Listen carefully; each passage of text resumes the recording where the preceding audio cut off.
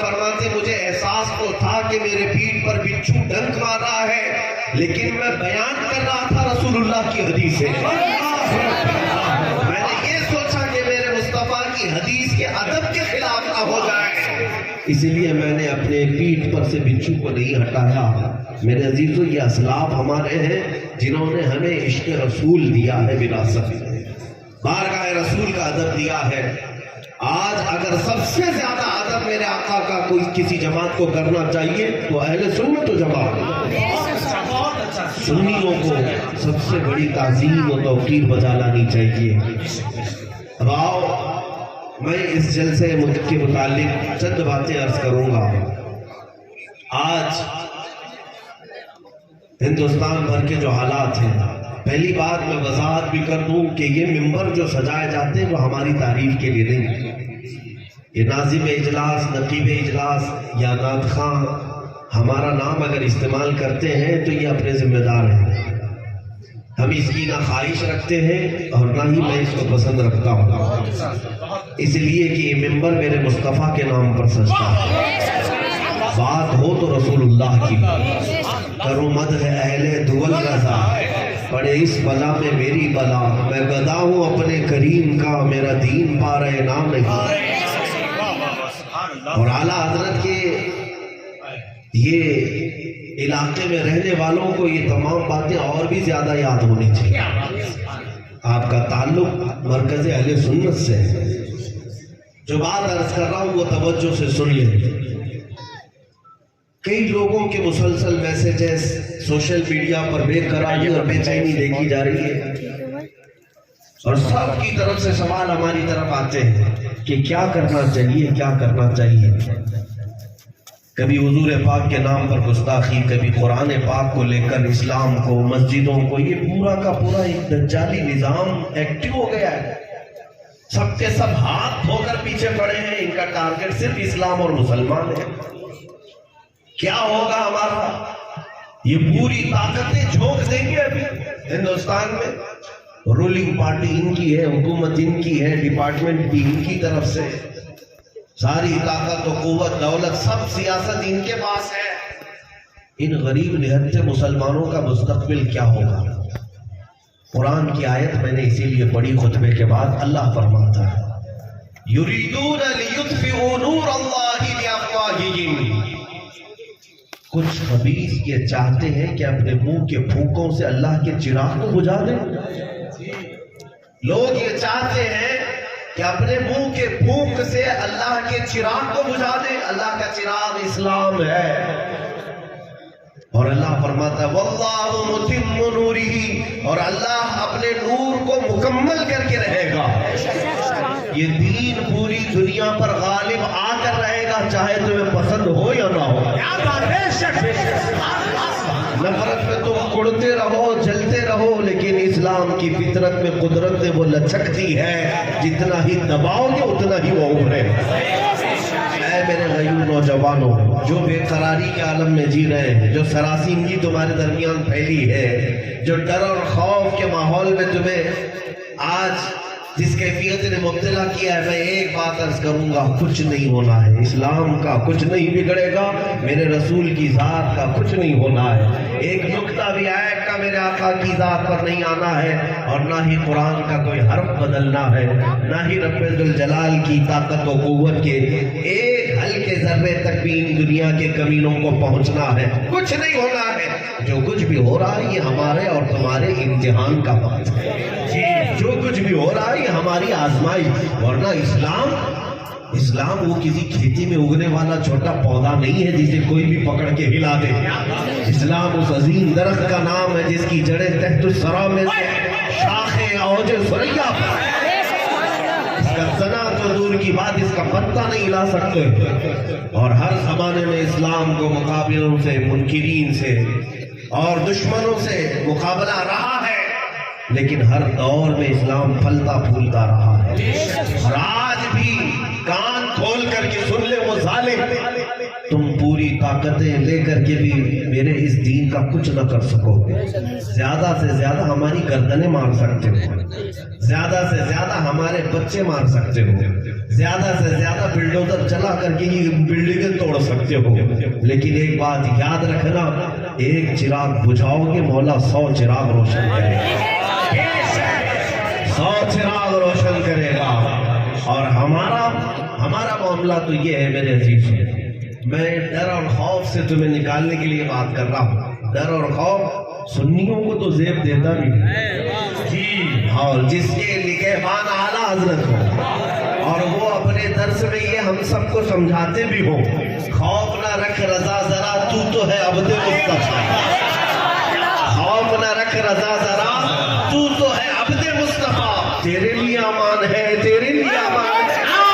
تکبیر، رسالت، حیثیت، مسلک اعلیٰ حضرت، کلام اعلیٰ حضرت۔ عزیزو، سنیوں کو تو ڈر زیب نہیں دیتا۔ اور پھر میں آخری جملہ یہ، اس ڈر اور خوف کے لیے جو استعمال کیا جاتا ہے اس کی بھی وضاحت کر دو۔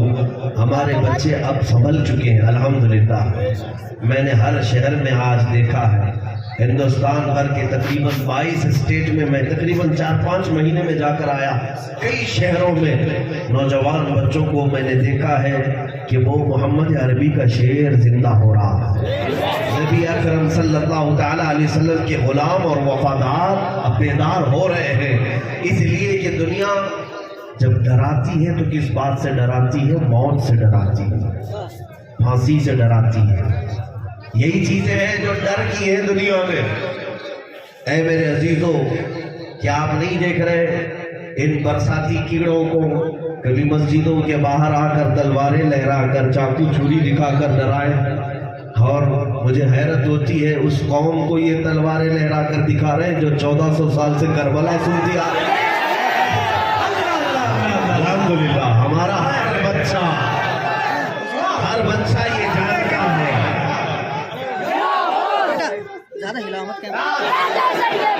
توجہ، پکڑا رہے پکڑا رہے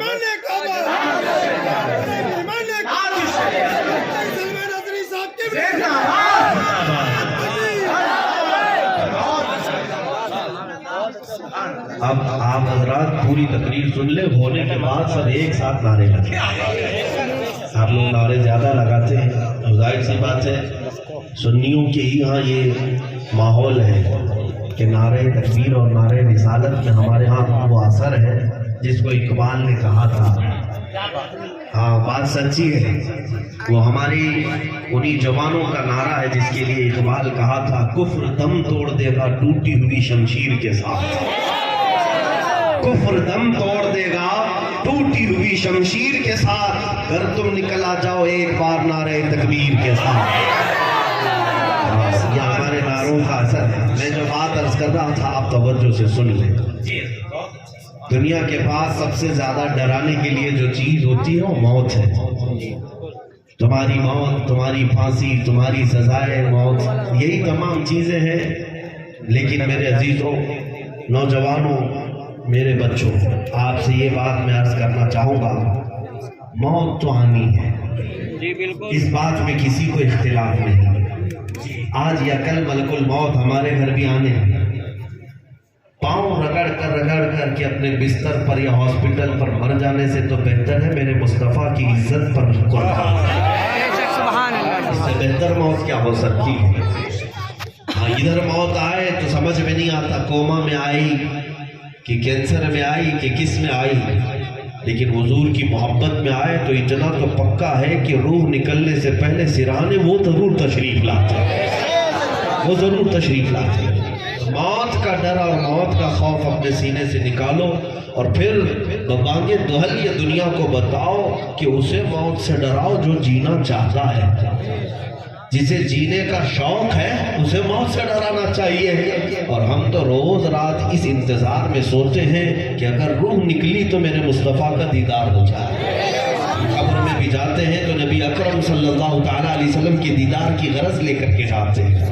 بہرحال جو بات میں عرض کر رہا ہوں وہ توجہ سے سنیں کہ اسلام کا کچھ نہیں بگڑے گا قرآن کا کچھ نہیں. رسول پاک کی ذات کا حال تو یہ ہے یہ ہزار بھونکتے رہیں کچھ نہ ہونا ہے, رہے گا یوں ہی ان کا چرچا رہے گا, رہے گا یوں ہی ان کا چرچا رہے گا. پڑے خاک ہو جائیں جل جانے والے, یا رسول اللہ تو گھٹائے سے کسی کے نہ گھٹا ہے نہ گھٹے گا, جب بڑھائے تجھے اللہ تعالیٰ تیرا. مٹ گئے مٹتے ہیں مٹ جائیں گے آدھا تیرے, نہ مٹا ہے نہ مٹے گا کبھی چرچا تیرا. حضور پاک کی ذات کا بھی یہ کچھ نہ کر سکیں گے, لیکن اتنی بات ضرور ہے کہ تمہارا اور ہمارا امتحان ہو رہا ہے. یہ جو حالات پیدا ہوئے, اسلام ختم نہیں ہونا ہے, نہ قرآن کو اور نہ ہی رسول پاک کی سیرت کو, یہ سب برقرار رہیں گی چیزیں, لیکن تمہارا اور ہمارا امتحان ہے. ظالموں کو گردن پر ہمارے مسلط کیا جاتا ہے, دشمنوں کو ہمارے اوپر مسلط کیا جاتا ہے ہمارے امتحان کے لیے. اب ان کا انجام کیا ہوگا وہ تو دنیا دیکھے گی, لیکن اے میرے عزیزو اس امتحان کی گھڑی میں اب یہ دیکھا جائے گا کہ بغیر صرف اور صرف ٹوپی اور داڑھی کے نام پر مسلمان ہے, یا پھر حقیقت میں اپنی جان سے حضور کے لیے قربان ہونے والے. ہاں اب یہ صاحب آپ کو ایک سال کے اندر دیکھنا بڑے بڑے چہرے سامنے آنے لگ جائیں گے. یہ امتحان کی گھڑی اس لیے آئی ہے کہ یہ پتہ لگ جائے کہ اس جماعت میں کتنے کھرے ہیں اور کتنے کھوٹے ہیں. حضور پاک صلی اللہ علیہ وسلم کی ناموس کے لیے, قرآن کی عظمت کے لیے اور اسلام کی بلندی کے لیے ان حالات میں وہی ڈٹا رہے گا, وہی جمع رہے گا جو کھڑا ہوگا, اور جو اندر سے کھوٹا ہے وہ جلدی سے پارٹی بدل لے گا. ہاں آج پارٹی بدلنے کا زمانہ ہے, فوراً ادھر گنگوتری میں چلے جائیں, نہا لیں اور سب گناہ پاک ہو جائیں گے ان کے عقیدے کے اعتبار سے. آپ نہیں دیکھ رہے کہ ہر کوئی یہ سوچ رہا ہے کہ ظالم کی پناہ میں آ جائے تو اچھا ہی ہے. پہلے تو ہم یہ سنتے تھے کہ یہ سیاسی پارٹیاں در بدلو ادھر سے ادھر ہوتی رہتی ہیں, ادھر سے چھوڑ کر ادھر, ادھر سے چھوڑ کر ادھر, لیکن اب حالات یہ بھی آنے لگ گئے میرے عزیزوں, کچھ بنام علماء بھی سامنے آ رہے ہیں جن کے چہروں پر داڑھی بھی ہے, سروں پر ٹوپی بھی ہے اور جبہ بھی ہے, اور آگے میدان میں آ رہے جن کے فالوورز بھی ہیں, جن کے ماننے والے لوگ, جن کو سننے والے لوگ بھی ہیں. آگے آ کر کے وہ آپ مسلمانوں کو یہ تسلی دینے لگ رہے ہیں کہ مسلمانوں ڈرو مت, بی جے پی بھی اچھی ہے, آر ایس ایس بھی اچھا ہے. یہ وہی غدار ہیں, یہ وہی منافقین ہیں جو اس امتحان کے بعد ان کا کھوٹا ہونا اللہ تعالیٰ نے سب پر ظاہر فرمایا. اس لیے میرے عزیزوں, اے سنی مسلمانوں, ان ظالموں سے زیادہ تمہیں جس چیز سے اپنی آپ کی حفاظت کرنی ہے وہ جماعت کے اندر موجود غداروں سے اپنی حفاظت کرنی ہے. بہت اچھا. ہاں یہ جو دشمن ہے وہ تو تمہیں کچھ نہیں کر سکیں گے, بلکہ وہ جب ہو رہا ہے گا تمہارا جذبہ اور بلند ہوگا. جب بھی دشمن چھیڑ خانی کرے گا تمہارے جذبات اور بلند ہوں گے اور تمہارا ایمان مضبوط ہوگا. مجھے ڈٹا رہنا ہے, لیکن ان دشمنوں سے زیادہ اگر تمہیں کوئی نقصان پہنچاتا ہے تو تمہاری جماعت کے اندر موجود منافق آ کر کے کہتا ہے ارے بھائی چھوڑ دے, حالات خراب ہے, چھوڑ دے, خاموشی اختیار کر, حکمت سے چل, مصلحت کے ساتھ چل. ان کا بھی ہاتھ ملا لے, ان کا بھی ہاتھ ملا لے, گدھے کو بھی باپ بول. یہ وہی لوگ ہیں جو تمہارے حوصلوں کو پست کرتے ہیں, جو تمہیں بزدل بناتے ہیں.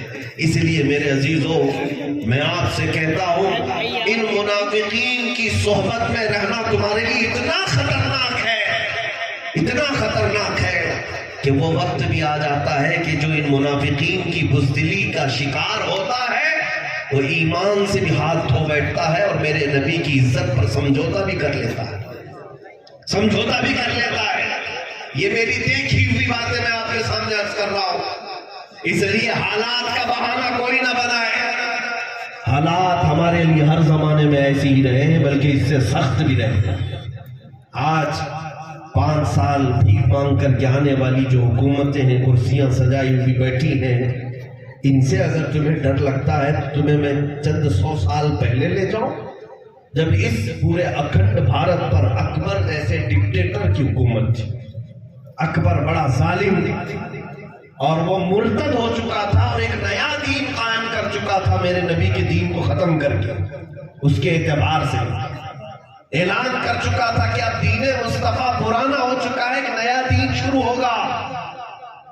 وہ ایسا بادشاہ جو الیکشن سے آیا نہیں، وہ ایسا بادشاہ جو جمہوریت کا نہیں، بلکہ خود ساختہ، خود کا پاور، لاکھوں کی فوج ان کے پاس. اس وقت کا بھارت، اس وقت کا ہندوستان جس میں پاکستان، بنگلہ دیش، افغان کی سرحدیں، ایران کی سرحدیں بھی آتی تھی. اتنا بڑا بھارت کا وہ اکیلا بادشاہ جب یہ اعلان کر دے تب تو حالات اور کتنے خراب رہے ہوں گے. آج جو لوگ کہتے ہیں نا حالات خراب ہیں، اس وقت ایک ظالم کی حکومت ہے. نیا دین وہ شروع کیا. علماء بھی تھے، مدارس بھی تھے، مسجدیں بھی تھیں. مسجدوں میں اس نے اذان بند کر کے سیٹ بجانے کا حکم دیا تھا. منبر پر مورتیاں رکھی رہیں گی اس کے نئے دین کے اعتبار سے. لیکن جانچو آج حالات خراب ہونے اور مصلحت اور حکمت کی بات کرنے والوں سے میں کہتا ہوں، چند سو سال پہلے جاؤ اس اکبر جیسے ڈکٹیٹر اور ظالم کے زمانے میں، یہ کہہ کر کے علماء خاموش نہیں بیٹھے کہ حالات بہت خراب ہے، ظالم کی حکومت ہے، بلکہ اس کے ظلم کے باوجود بھی منبر سے برسر اعلان ایک مجدد اٹھتا ہے جسے احمد فاروقی سرہندی کہا گیا، اور نعرہ بھی لگایا کہ اگر اس دھرتی پر کوئی دین باقی رہے گا تو مصطفیٰ کا دین رہے گا. اسلام کے نام پر جو رہے گا وہ دین محمد ہی رہے گا، کسی اکبر کا لایا ہوا دین نہیں چلے گا. اس پاداش میں مجدد الفسانی کو گوالیار کی جیل میں بند کر دیا گیا. 8 سال تک جیل میں رہے. بادشاہ نے ان علماء کو قید کر دیا. تو کیا یہ قید ہو جانے کے بعد ان کا مشن اور ان کی تحریک بند ہو گئی؟ نہیں، مجدد صاحب 8 سال تک گوالیار کی جیل میں رہے، اور جب 8 سال کے بعد معائنہ کرنے کے لیے گئے تو تقریباً 700 مجرم اور قیدیوں کو تو وہ عالم بنا چکے تھے. وہاں پر درس قرآن دیتے تھے، تفسیر پڑھاتے تھے، حدیث پڑھاتے تھے. ارے جیل نہیں، عشق رسول کا مرکز بن چکا تھا. ہاں، تم اگر عاشقوں کو چھوڑو گے وہ جہاں بیٹھیں گے وہیں دیا روشن کریں گے. جہاں چراغ بجھاؤ گے، کوشش کرو گے، اللہ تعالیٰ وہیں سے چراغ روشن کرے گا. آپ ان باتوں کو سمجھیں. میں اکثر کہا کرتا ہوں، بریلی والے آپ کے پاس تاریخ موجود ہے. مراد آباد شہر کتنا دور ہے آپ سے؟ بہت قریب ہے. مراد آباد شہر کا ایک مجاہد ایسا جس کا نام تعظیم سے اعلیٰ حضرت بھی لیا کرتے تھے. سبحان اللہ. وہ کون ہے؟ علامہ کفایت علی کافی رحمۃ اللہ. اعلیٰ حضرت فرماتے ہیں نعت، بہت سارے لوگ نعت لکھتے ہیں، بہت سارے لوگ حضور کی بارگاہ میں اشعار لکھتے ہیں. وقت کا مجدد امام احمد رضا فاضل بریلوی یہ فرماتے ہیں، اگر میں کسی کی نعتیں سنتا ہوں تو میرے مرحوم بھائی امام زمن حسن رضا بریلوی کی یا تو مولانا کفایت علی کافی. سبحان اللہ. اعلیٰ حضرت جن کی نعتیں سنتے ہو وہ کفایت علی کافی. ہاں، وہ ایسی ہی معمولی کوئی عام شخص نہیں تھا، ایسا عالم ربانی کہ جس سے پورے انگریز تھراتے تھے، خوف کھاتے تھے. ایک بات یاد رکھو کہ ان ظالم حکومتوں کو اگر سب سے زیادہ ڈر لگتا ہے تو حق بولنے والے علماء سے ڈر لگتا ہے. جی بے شک. باقی یہ لاکھوں کی فوج ہزاروں کی تعداد سے گھبراتے نہیں. ان کو مار بھی دیتے ہیں، کاٹ بھی دیتے ہیں، لیکن ان کو پتا ہے ایک عالم حق بولنے والا اگر زندہ رہا تو پھر یہ کروڑوں کو بیدار کر دے گا. کفایت علی کافی کو اس بات کے لیے انگریز بار بار پریشان کرتے رہے کہ آپ ہماری حکومت کے خلاف نہ بولیں، آپ خاموش ہو جائیں، ہم آپ کو اپنی حکومت میں عہدہ دے دیں گے، ہم آپ کو نذرانے بھیجا کریں گے، تحفے بھیجا کریں گے جیسے دوسروں کو بھیجتے تھے. لیکن کفایت علی کافی وہ عاشق رسول تھے، فنا فی الرسول تھے، سودے بازی نہیں کی. جانتے ہو ایک عالم کو گرفتار کرنے کے لیے کتنے انگریز آئے تھے؟ 3000 انگریز آئے تھے. اسی سے اندازہ لگتا ہے کہ رسول پاک صلی اللہ تعالیٰ علیہ وسلم کی بارگاہ کا تربیت یافتہ جو ادنا بھی ہوتا ہے وہ پوری دنیا کا شیر ہوا کرتا ہے. اسے پکڑنے کے لیے بہت سارے کتے آتے ہیں. اس بات کو یاد رکھیں. 3000 لوگ آئے گرفتار کرنے کے لیے، گرفتار کر کے لے گئے. وہ بھی یوں ہی نہیں، کسی غدار اور منافق کی مخبری کی وجہ سے. ہماری جماعت کا کوئی غدار تھا جس نے مخبری کر کے ان کو پکڑوایا. انگریز لے کر کے آئے تو دارالعمارت میں رکھ کر کے مولانا کفایت علی کافی کو بار بار ٹارچر کرتے تھے، سزائیں دیتے، لیکن آج تک سمجھ نہیں ہوتے. حضور پاک کی عزت اور حضور پاک کے ناموس کی حفاظت کسے کہتے؟ سنو. رات کے وقت انگریز گرم استری ان کے جسم پر پھیرتے تھے. استری کو گرم کر کے ان کے جسم پر پھیرا جاتا تھا، پریس. اور جب چمڑی جل جاتی تھی تو جسم پر نمک چھڑکتے تھے، نمک ڈالتے تھے. علامہ کفایت علی کافی رحمۃ اللہ علیہ کو ایسی سزائیں دی، اس کے باوجود انہوں نے اپنا نظریہ نہیں بدلا، نہ ہی اپنا قول. وہ چاہتے تو پیسہ بھی لے لیتے، عہدہ بھی لے لیتے، چھوڑ دیتے. حالات خراب ہیں. نہیں، جو سچا محب رسول ہوتا ہے وہ حالات کو نہیں دیکھتا، وہ گنبد خضرا کو دیکھ رہا ہے. کفایت علی کافی رحمۃ اللہ علیہ کو مراد آباد کے چوراہے پر لا کر انگریزوں نے پھانسی پر چڑھانے کا حکم دیا. یہ 1857 سے پہلے کی بات ہے. توجہ. مراد آباد شہر کے چوراہے پر جب پھانسی پر آپ کو چڑھایا گیا، اس وقت بھی آپ کی زبانوں پر اس زبان پر ایک ہی کلمہ تھا: کوئی گل باقی رہے گا نہ چمن رہ جائے گا، پر رسول اللہ کا دین حسن رہ جائے گا. سب فنا ہو جائیں گے کافی وہ، لیکن حشر تک نام حضرت کا زبانوں پر چلن رہ جائے گا. وہ یہ نعت پاک سنا بھی ہوگا آپ نے، مشہور ہے. اس کے بعد آپ کو پھانسی دے دی گئی. جو بات میں کہنے جا رہا ہوں سنو. علامہ کفایت علی کافی کو پھانسی دے کر، یہ ظالم بھی میری باتیں ہر چیز کوٹ کرتے ہیں، ابھی میڈیا چلائے گی دیکھیں. ہاں، یہ دجالی میڈیا یہاں سے کٹنگ کریں گے، یہاں سے نکالیں گے. اب بھڑکاؤ مولانا، پاکستانی مولانا، آتنکوادی مولانا، تمہارے سرٹیفکیٹ کی ہمیں ضرورت نہیں. تم چاہے دہشت گرد بولو، آتنکواد بولو، ٹیررسٹ بولو، تم دلال ہو، جو کہنا چاہو کہہ لو. ہم جو کرتے ہیں وہ میرے مصطفیٰ کی عنایتوں سے ہے. ہماری نظروں میں سند تمہاری کوئی معنی نہیں رکھتی. الحمدللہ ہم سچے مسلمان کل بھی تھے، آج بھی ہیں اور انشاءاللہ رہیں.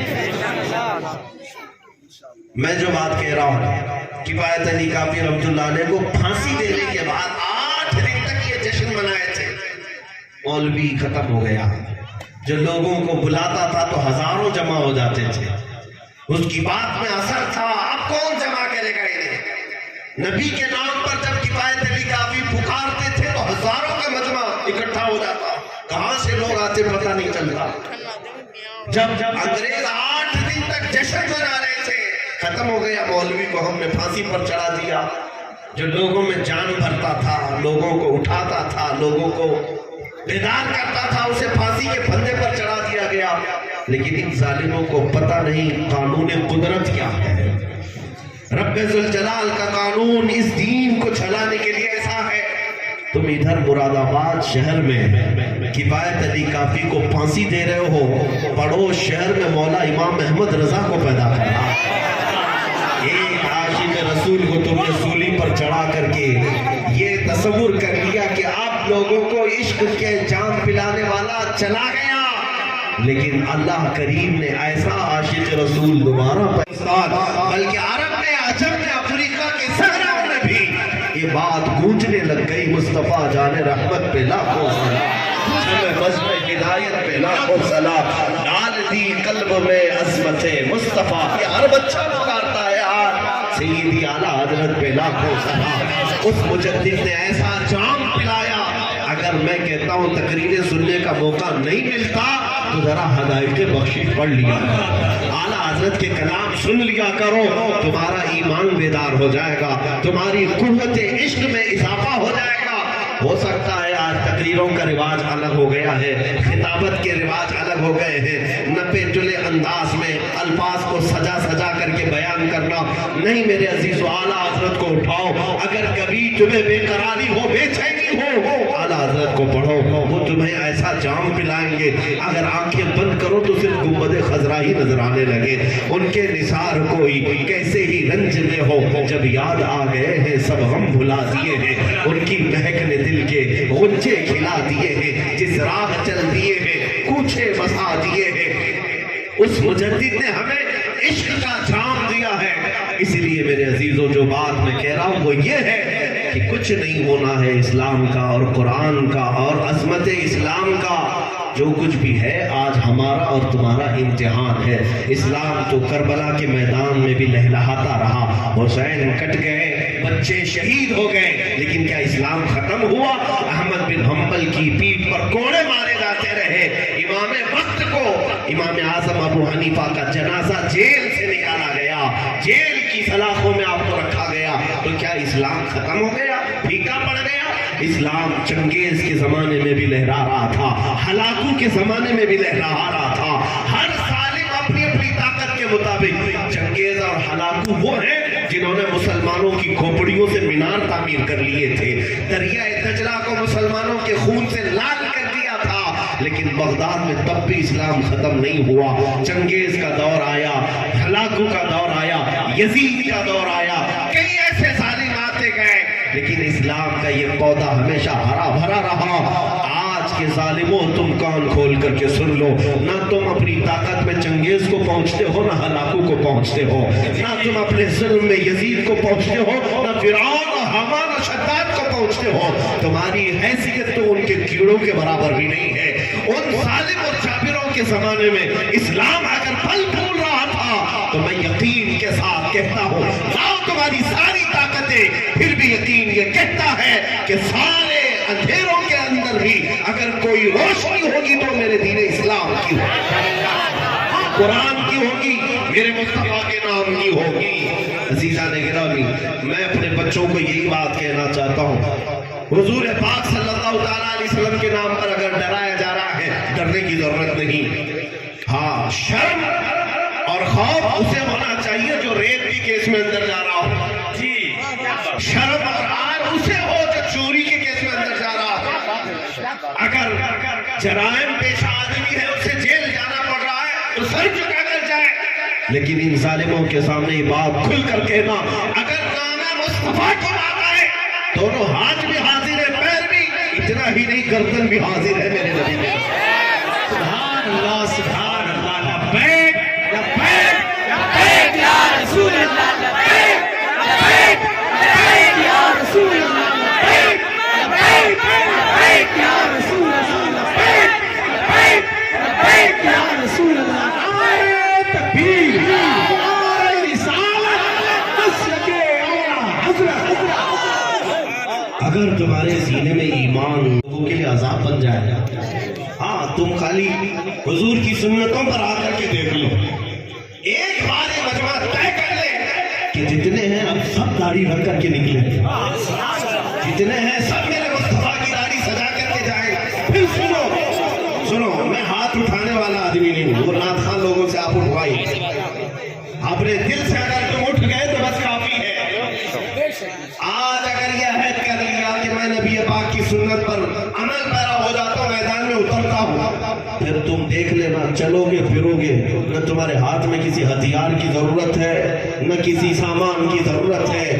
ظالموں کے دلوں پر اللہ ویسے ہی تمہاری داڑھی کا رعب پیدا کرتا تھا، اس لیے یہ تمہاری اپنی نہیں ہے، یہ مصطفیٰ کریم کی سنت ہے، نبی کریم صلی اللہ تعالیٰ علیہ وسلم کی سنت ہے۔ اعلیٰ حضرت نے ایک واقعہ لکھا ہے، صحابی رسول حضرت سلمہ بن اکوع کا، ایک صحابی ہے جن کو حضور کا سپہ سالار کہا جاتا تھا، جماعت کا سپہ سالار، راجل رسول اللہ، پیدل چلنے والے جتنے بھی حضور کے سپاہی تھے ان کے یہ سپہ سالار ہوتے حضرت سلمہ بن اکوع۔ ایک بار توجہ، میرے آقا کے جو غلام ہوتے ہیں وہ کچھار کے وہ شیر ہوتے ہیں کہ سامنے کی طاقتوں کو کبھی نہیں دیکھتے، کبھی نہیں دیکھتے۔ مدینہ طیبہ میں ایک شخص آیا جس کا نام تھا عبد الرحمن قارنی، قارہ کا رہنے والا، 400 لوگوں کو لے کر رات کے وقت آیا اور ایک باغیچے میں حملہ کیا، آگ لگا دیا۔ درخت جلنے لگے اور بہت سارا وہاں پر جو مال تھا، کھجوریں، سامان، سب لوٹ کر کے بھاگنے لگا۔ رات کے وقت سب سوئے ہوئے تھے اور راستے میں کوئی نہیں تھا، صرف حضرت سلمہ بن اکوع، یہ ایک ہی صحابی تھے۔ یہ زندگی پر گھوڑے پر سفر نہیں کی، جہاں جاتے تھے پیدل جاتے تھے، پیدل ہی۔ ان کو راجل کہا جاتا ہے، صرف پیروں سے چلنے والا۔ اس زمانے کی سواری تھی گھوڑا۔ 400 لوگ جب لوٹ مار کر کے مدینے سے جا رہے ہیں اور کوئی نہیں راستے میں، یہ تنہا ہے حضرت سلمہ بن اکوع۔ کیا کرنا چاہیے؟ منہ چھپا لے دیوار کے پیچھے۔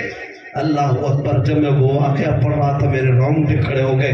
سلمہ بن اکوع اپنے ہاں جہاں کھڑے تھے وہیں سے اٹھ گئے اور کہا ان دشمنوں کا پیچھا کروں گا، ایک بھی کھجور اگر ان کے جیب میں باقی نہیں مدینے کی، اس وقت تک لڑتا رہوں گا، چھوڑوں گا نہیں۔ نکل پڑے۔ ارے 400 لوگوں کا پیچھا کرتے ہوئے اکیلے جا رہے ہیں، اور حیرت کی بات یہ روایات میں وہ 400 ڈر کے بھاگ بھی رہے ہیں۔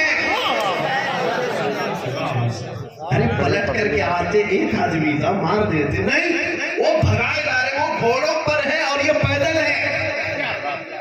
اس لیے میں کہتا ہوں کیا دبے جس پہ حمایت کا ہو۔ غوث پاک کے بارے میں کہا ہے، اور جس پر حمایت کا پنجہ میرے مصطفیٰ کا ہو، وہ کس بات سے ڈرے گا؟ سلمہ بن اکوع دوڑانے لگ گئے۔ اعلیٰ حضرت نے پورا واقعہ لکھا ہے، یہ حدیث کہا کہ اتنا دوڑاتے تھے کہ وہ گھوڑوں کو لے کر دوڑتے رہے، اور سلمہ بن اکوع کی چال اتنی تیز تھی کہ گھوڑے سے زیادہ تیز دوڑتے تھے، اور دوڑ کر جب کبھی کوئی ہاتھ میں آ جاتا گھوڑے پر بیٹھا ہوا، اس کی ٹانگ کھینچتے، نیچے گرتا تو اس کی گردن پر پیر رکھ کر آگے بھاگتے، وہ وہیں پر تڑپتا رہتا۔ کتنوں کو اس قافلے سے ٹانگ کھینچ کر کے گرایا اور مارتے چلے گئے۔ وہ 400 لوگ گھبرائے ہوئے ہیں ایک سلمہ بن اکوع، ایک نبی پاک کے غلام سے۔ میرے عزیزوں، میں یہ بات کیوں عرض کر رہا ہوں؟ توجہ، عقل اس بات کو تسلیم نہیں کرتی نا جی، عقل اس بات کو نہیں مانتی کہ ایسا کیسے ایک آدمی 10 سے بھی نہیں لڑ پاتا، 400 کی بات۔ ہاں، اگر اللہ چاہے، اگر مولا چاہے تو ایک کا رعب 1000 پر بھی ڈال سکتا ہے، 1000 پر بھی ڈال سکتا ہے۔ کیا آپ نے نہیں دیکھا؟ ارے وہ تو صحابی رسول میرے مصطفیٰ کے غلام ہیں، ان کے بعد بہت زمانے کے اولیاء کاملین آئے۔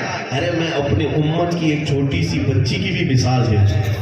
چند مہینے پہلے ہمارے کرناٹک کی سرزمین پر ایک برقع پوش خاتون، ہماری قوم کی ایک بچی جس کے پیچھے 40 کتے بھاگتے آ رہے تھے، اس نوجوان لڑکی کے ہاتھ میں نہ چاقو ہے، نہ تلوار ہے، نہ لاٹھی ہے، پلٹ کر کے اللہ اکبر ہی تو کہا تھا۔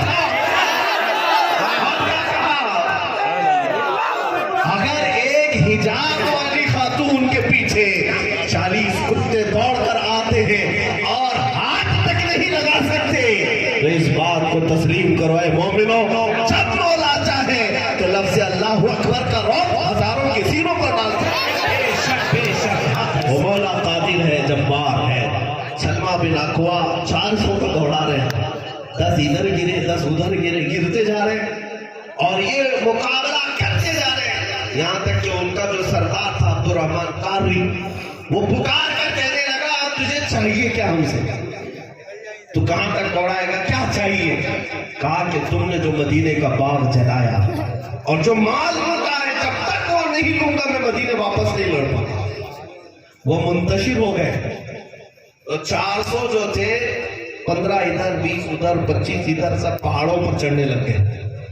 ایک آدمی سے جنگ بچا کر جب پڑھو گے تمہیں ہنسی بھی آئے گی اور حیرت بھی ہوگی کہ رسول اللہ کے دیوانے ڈراتے کیسے تھے دنیا۔ آج ڈرے ایسے میں بزدل لوگوں کو دیکھ کر کے مجھے عجیب سا لگتا ہے کہ تم اٹھو تو صحیح، تمہارے چہرے میں آج بھی حضور کی محبت ہے، تمہارے سینے میں آج بھی حضور کا دیا جل رہا ہے، یہی دولت سب سے بڑی ہے۔ اور جب سلمہ بن اکوع چیخنے لگے، پکارنے لگے، تو وہ سب پناہ لے رہے ہیں پہاڑوں کی کوہ میں، الگ الگ اندر، اور اس کے بعد کہتے تم وہی رکو، ہم سامان پھینک رہے ہیں، ہم سامان پھینک رہے ہیں۔ جو لوٹی ہوئی کھجوریں تھیں وہ پھینکنے لگے، جتنا تھا وہ حاصل کیے، اور جب تھک گئے تھے سلمہ بن اکوع، ارے ایک آدمی 400 کو دوڑا رہا اور تھک گئے، سامان اٹھا کہا کہ مجھے اس بات کا احساس بھی نہیں تھا کہ جب ان کے پیچھے دوڑ رہا تھا تو کم سے کم مدینے والوں کو بول تو دیتا، کسی کو خبر بھی نہیں کیا، اکیلے آ گئے۔ اور اس کے بعد ہوا کیا، سلمہ بن اکوع جب واپس لوٹنے لگے مال لے کر کے تو حضرت ابو قتادہ رضی اللہ تعالیٰ عنہ ایک صحابی ہیں، سنیے یہ سب رد حضرت ابو قتادہ رضی اللہ تعالیٰ عنہ ایک اور صحابی ہیں جن کو فارس رسول اللہ کہا جاتا ہے، گھڑ سواروں کے سپہ سالار وہ تھے۔ وہ 10 صحابہ کے ساتھ آنے لگے حضرت سلمہ بن اکوع کے پاس۔